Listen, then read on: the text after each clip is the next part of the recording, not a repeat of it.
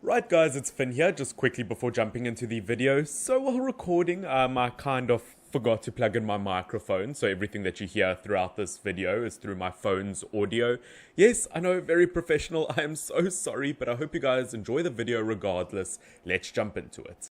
Yes, now ladies and gentlemen, it is Finn here, and welcome to my Afcon 2021 round of 16 predictions. Of course, Afcon 2021 has been a fantastic tournament. Started off with 24 brilliant teams. We've had some fantastic games, some shocking results, but of course, round of 16, only 16 teams remain, 8 games to talk about today. I think the entertainment has only just begun, and of course, we're going to be talking about the round of 16 games in today's video. Now, yes, I know this is an entirely new background and setup and everything. Essentially, my room is way too hot to record in today, so I'm recording here in front of the aircon and all of that. Apparently, Cape Town is the hottest place on earth today. Oh, that's hot. That's hot. Now, I don't know whether that's true or not, but it definitely feels like it. But you know what? We move, we carry on with the content. I mean, I can't be the only one struggling in terms of the heat at least, so yeah, that's cool. Jumping straight into game number 1, we've got Burkina Faso versus Gabon. Now, looking at these two teams, I think they've had really similar journeys, to be honest with you. Each team has only lost one game out of their last 6. Both teams have missed some major players throughout this tournament. But big news for Burkina Faso, as it is announced that Bertrand Traoré should be back in the squad. Now, of course, as you guys know, I am a major fan of Traoré. I think he can be a real difference maker for club and country. Where if you look at Gabon, although they've been missing key names like Aubameyang, for example, they've still performed extremely well. They just drew 2-2 with Morocco, one of the favourites to win the competition. But I will say this, I think Gabon, to an extent, were extremely lucky to get the draw. Yes, I know they went ahead of Morocco twice in that game, but they were really sloppy in terms of defence. They made some major mistakes, and I wouldn't say that it was Morocco's strongest team that they went up against. Don't get me wrong, I still think Gabon had a fantastic game, but versus Burkina Faso, I don't think it'll be easy. Looking at Burkina Faso, I've been really convinced with them throughout this tournament. Their most recent game, obviously they ended up drawing, and as I said, I think they performed really well despite the fact that they've been missing one of their key players. But obviously, Bertrand Traoré, as I said, is back. I do think it's going to make things trickier for these two teams to go head to head, but at the end of the day, I think that it will end up being a 1-1 draw, because I think looking at Gabon, I think they've scored in all of the games so far. Yeah, a 2-2, a 1-1, and a 1-0 win. Yeah, so Gabon have proved that they can score goals, which versus, let's call it, a very defensive group, I think is a very solid point to talk about. But as I said, I think it will be a 1-1 draw, and in terms of a winning penalty, who do I think will win on penalties? This is going to be the tricky one. Part of me really thinks that Gabon can do it, but I don't know. For some reason, I do think that Burkina Faso will win on penalties. I don't know why this application or this website doesn't allow me to put in the penalties. But yeah, essentially I think Burkina Faso will win on penalties, and my player to watch, I've spoken about him. It is going to be Bertrand Traoré, the difference maker. Heading into game number 2, we've got Nigeria versus Tunisia. Now, Nigeria are essentially the Manchester City of Afcon. Are you serious? They've just looked so incredibly good. They've kept 2 clean sheets out of their 3 games. They've scored 6 goals. I think they've only conceded 1. Nigeria on the attacking and defensive front have been incredible so far this competition. Where if you look at Tunisia, I have not been impressed with them this competition. I think to the likes of Gambia, or who was it? Yeah, to the likes of Gambia, they ended up getting a loss. They obviously lost to Mali as well, teams that you at least expected a draw. But the only reason why I think that they still have a chance is maybe that 4-0 win versus Mauritania. But at the end of the day, although Tunisia have the ability to surprise teams, although they're still a top quality team, Nigeria have just been so good, I can't steal the win from them. I think Nigeria will get a relatively comfortable 2-0 win. Tunisia haven't been in great form, and my player to watch, tricky once again, because Nigeria have so many stars in their team that could perform, but I am going to go for Moses Simon. People have been calling him the African Messi, which, I mean, in all fairness, he plays in the same league as Lionel Messi, and he's got better statistics than him. He is better. I think Lionel Messi should be called the South American Moses Simon, in my opinion. Okay, maybe that's a step too far, but yeah, Moses Simon, in terms of his statistics, has been brilliant so far this tournament, and I think Nigeria will get it. He is going to be the super eagle that flies the highest. Moving on, we've got Guinea versus Gambia. Now, once again, these two teams, it's going to be incredibly close. Looking at Guinea, obviously their last game was a 2-1 win versus Zimbabwe. I think they are going to be worried about that. And I'm not going to lie, they could have been beaten by way more, and the only reason they ended up getting a goal back is because Naby Keita ended up turning on God mode and turned into a whole different animal. But other than that, I was very underwhelmed with Guinea's performance, where if you look at Gambia, they've been extremely impressive so far this competition, winning their group. 2 wins and a draw have been so incredibly impressive so far this competition. And I just think at the moment, in terms of form, how they've played so far this competition, Gambia look to be the better team, and I am going to give them a 2-1 win until Guinea turn things around. Saying that, they did end up getting a draw versus Senegal, so you never know what's going to happen. But yeah, I just like Gambia's favour a tiny bit more. And in terms of my player to watch, it is going to be a man by the names of Abli Jallo. I think that's how you pronounce it. Has scored 2 goals so far this competition. The winger, he has been playing as a second striker this competition though, and I think he's just been brilliant. One of the top scorers in the competition, and I think he'll do it for the Gambia. Next up, we've got Cameroon versus Comoros Islands. Now, I'm sorry, Comoros, although you've been really good this competition, or I say that, I just mean that 3-2 win versus Ghana, the game to knock them out. I think Cameroon are one of the favourites to win this competition. In my opinion, I just can't see them losing versus Comoros, but I will give Comoros credit because I genuinely think their game versus Ghana was the most entertaining of this competition. Once again, was it a matter of it was make it or break it? It was their final chance to make it through to the next stage, so they gave it absolutely everything they had. Can they do that in back-to-back games though? That I'm not too convinced about. I do think Cameroon will end up getting it. Obviously, they've scored 7 goals this competition. I think they've been incredibly strong. One weak point for them is the fact that they've gotten 0 clean sheets so far this competition. So defensively, they might just let the Comoros Islands in.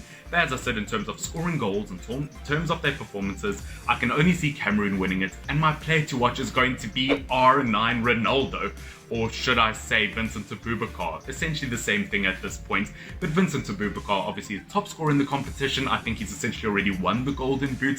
He's just been brilliant, and I can imagine him getting another goal or 2 versus Comoros. As I said, although performed really well in their previous game, Comoros, unfortunately, versus Cameroon, I can only see one winner.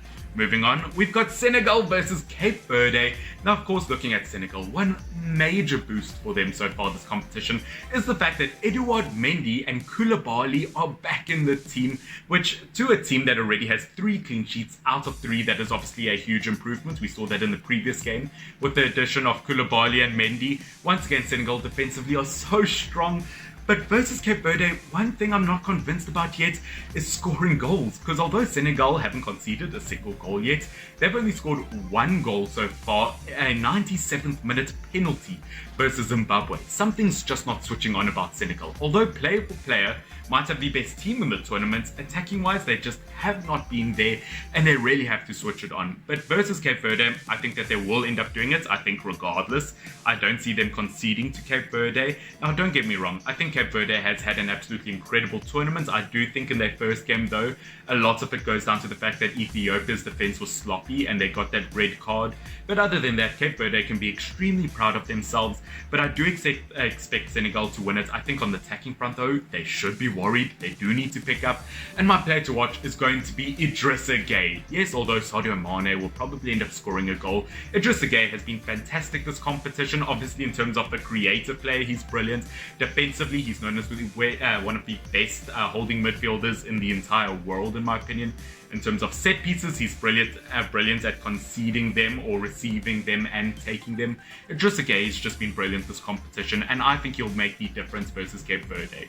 Moving on, we've got Morocco versus Malawi next. Now, Malawi, I think you guys have impressed me far past my expectations so far this tournament, which sucks because heading into this tournament, I said that I don't think you guys would do that well, but the only compliments I gave you was that I think the people from your country are extremely nice, which doesn't help when someone calls me a beach in the comments section. I don't know how to feel about being called a beach. Is that a good thing? Is that a bad thing? But guys, if I compliment your country the only nice thing I say about your country is that your people are nice, don't try and insult me. That's not how it works. But looking at Malawi versus Morocco, look, I think Malawi have been extremely impressive so far this competition. On the attacking front, they have proven that they can get results. Defensively, I've seen some brilliant moments from their defense. But versus Morocco, who have been top games so far this tournament, I have to give it to them. And I will say the only reason I mentioned it earlier, why I think they ended up getting a draw versus Gabon, is the fact that they already made it through to the next stage. They essentially played a second string team. I would be worried though if I was Morocco, because I think they made one or two too many mistakes in that game. I think they were quite sloppy in defense, but I think versus Malawi, they will improve on those mistakes. And in terms of a player to watch, although I'm considering the likes of En-Nesyri in the striker position, who's now back in the team, who seems to be performing well, hasn't scored yet though, I am going to go for Hakimi. I think in terms of his set piece ability, he's an absolutely brilliant fullback. And as we saw in the previous game, I thought Malawi gave away a lot of fouls, lots of free kicks. And as we know, versus a team that's got a lot of really brilliant free kick and specialist takers, I do think Morocco will capitalize on the fouls that Malawi give away, and that's why I think they'll win. And my player to watch, as I said, will be Hakimi. Brilliant youngster, a real difference maker, and we saw that in Morocco's previous game. Moving on, we have what probably is the biggest game of the round of 16, Ivory Coast versus Egypt, or Mo Salah versus a very brilliant Ivory Coast team. Because so far, I haven't been extremely convinced by Egypt. I've been saying it this whole tournament, and I seem to be more or less right. Yes, I know he didn't score in the previous game, but I wouldn't say I've been incredibly impressed by Egypt. I think a lot of their performance goes down to how well Mo Salah has played. I don't want to say that they're a one-man team, but I do think that Egypt do have to pick it up, because at the moment, Ivory Coast seem to be the team to beat. I think it will be a 2-1 win in Ivory Coast's favour. But in terms of defensive ability, I think Ivory Coast have been very good in terms of their attacking ability. They just seem to score for fun. They just got a 3-1 win versus Algeria, the current title holders of the competition.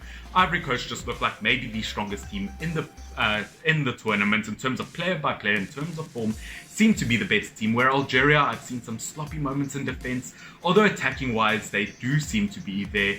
I just think Ivory Coast are the better team, and my player to watch is going to be Nicolas Pepe. Although he doesn't perform at club level really well, has gotten 2 goals and an assist so far this competition. As I said, he's just been brilliant, and I think we could see Nicolas Pepe make it through versus a team that has Mo Salah in it, which is really weird to say. But moving on to our final game, Mali versus Equatorial Guinea. Now, once again, one of those teams or games that's going to be very close. Looking at Mali, I feel like on the attacking front, they've looked really tricky. They are the kind of team that could concede a penalty because they're so skillful with their attack up front that they could win penalties. I think player by player, although they don't have major stars compared to some of these other teams, they've performed really well as a team. Looking at Equatorial Guinea, the team to put an end to Algeria's unbeaten run, obviously has won 2 games so far this tournament. I think Equatorial Guinea and Mali, I think they're so incredibly close, it could genuinely go either way, and that is why I'm going to put down a 1-1 draw.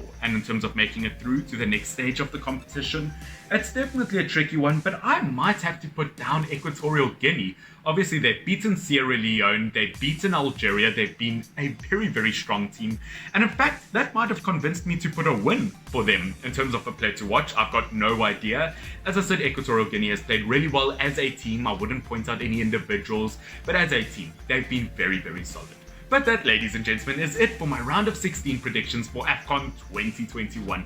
Once again, we've got some brilliant games to look out for. I think the game I'm definitely going to watch is Ivory Coast versus Egypt. I think that's going to be such an entertaining game to watch. Ladies and gentlemen, I want you to put your prediction down in the comment section down below for Ivory Coast versus Egypt. What do you guys think will happen? As I said, I've been enjoying the tournament so far. You guys seem to be enjoying the content. Guys, don't forget to subscribe down below if you want to catch more of my stuff in the future, because at the moment, although Cape Town is absolutely boiling hot, one thing that is even hotter at the moment is that subscribe button. The kind of performances and the kind of support you guys have given me as of late has been incredible. Let's see if we can keep it up and hit 3,000 subscribers very soon. Ladies and gentlemen, this has been Finn, FYNN.